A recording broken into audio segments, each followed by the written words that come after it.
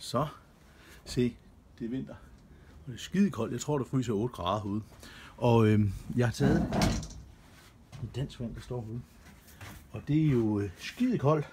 Det er nærmest underafkølet i øjeblikket. Jeg kunne godt tænke mig lige at vise jer en lille sjov ting med det. Se, når jeg nu trykker på den, er sådan forholdsvis hård, fordi der er meget brus inde i ramløse flasken. Men nu prøver jeg lige at skrue låget af, så sænker vi trykket. Så lægger jeg lige... Ja, det er sgu svært at gøre med kamera. Jeg lægger den lige... Sådan her.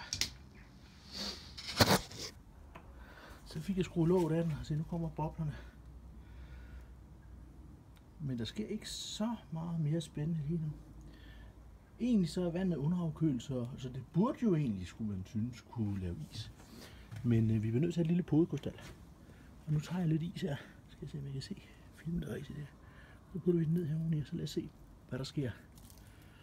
Der sker noget spændende herinde. Kan I se det? Så vi finder en god vinkel, og vi finder det fra.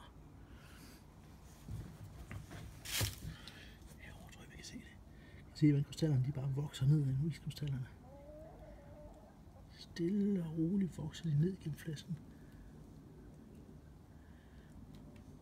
Det er faktisk ret flot. Jeg kan virkelig se krystallerne. Hvor flotte det er.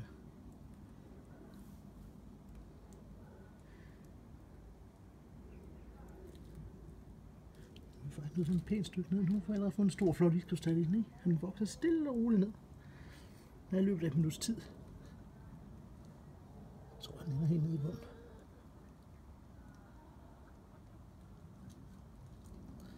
Det er da fascinerende, ikke?